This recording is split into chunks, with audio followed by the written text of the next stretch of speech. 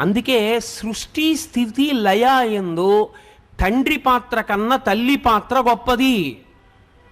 అందుకని వేదం అంది మాతృదేవోభవ, ముందు నమస్కారము తల్లిదే. తల్లిదే మొదటి స్థానము. తల్లి లేనినాడు తండ్రి సాకలేడు, ఆయనకి సాధ్యమయ్యే విషయం కాదు.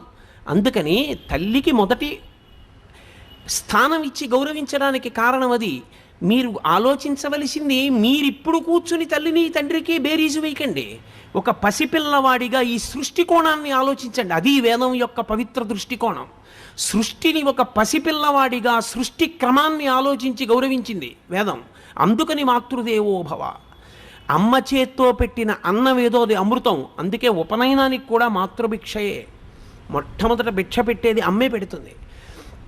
భిక్షాపత్రికనిచ్చెను యక్షేషుడు వామనునకు అక్షయమనుచున్ సాక్షాత్